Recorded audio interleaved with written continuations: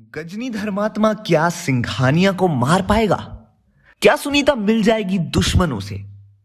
Hello दोस्तों, आप सभी का स्वागत है बॉलीग्राज स्टूडियोज में।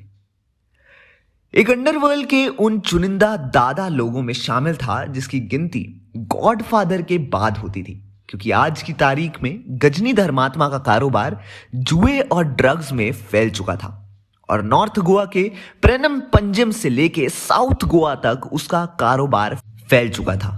हर जगह उसके कसीनो और पब्स थे जहां वो खुलेआम ड्रग्स भी बेचता था।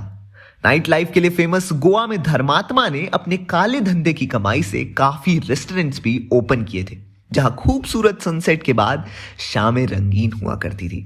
और कल्पना को मारने और लड़कियों की तस्करी के बिजनेस को छोड़ने के बाद से अब तक धर्मात्मा की कमाई और स्टॉक इतना हो चुका था कि हिसाब रखना मुश्किल हो चुका था। लेकिन इसी बीच कहीं से उसको खबर मिलती है कि सिंघानिया उसकी गर्लफ्रेंड के कातिल को ढूंढने इंडिया वापस आ चुका है और उसको कहीं ना कहीं से बाहर निकाल कर मारेगा ही। ऐसे में धर्मात्मा एक प्लान करता है जिसमें वो अपने मरने की झूठी खबर पूरे देश में फैला देता है, क्योंकि गोवा की पुलिस भी उससे डरती है और उसके इशारों पर नाचती है और खुद छिपकर सिंघानिया की हर हरकत पर नजर रखता है कि वो कहां जाता है, क्या करता है और कहां रहता है।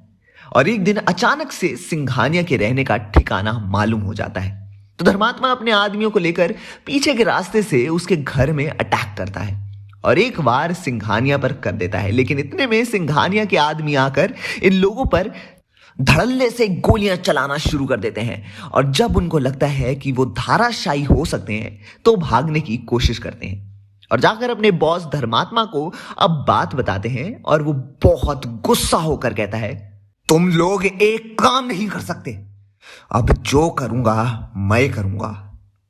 होटल रूम की डोरबेल बजती है। हर दरवाजा ओपन होते ही सामने वो इंसान खड़ा होता है जिसको सिंघानिया की हर बात की खबर रहती है।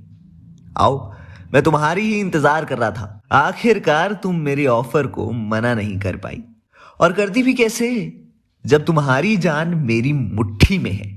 सामने से आवाज आती है, ये मत सोचना कि मैं किसी से डर कर तुम्हारे सामने हूं, बल्कि किसी अपने की जान बचाने के लिए किसी अपने को खोना मेरी नजर में सही नहीं है। लेकिन आज मेरी भी एक शर्त होगी जो तुम्हें माननी पड़ेगी।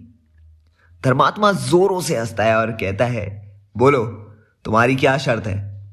इतने में जो आवाज सामने से फिर से आती है वो और कोई नहीं बल्कि खुद सुनीता होती है, जो सिंघानिया को बचाने के लिए ही उसके दुश्मनों से हाथ मिलाने आ पहुंची थी।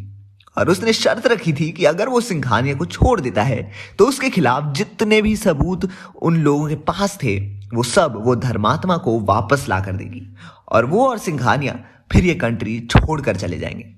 अब आगे धर्मात्मा ये शर्त मानेगा या नहीं, ये तो आने वाले वक्त पर ही पता चलेगा। तब तक के लिए आप देखते रहिए हमारे चैनल बॉलीग्राज स्टूडियोज।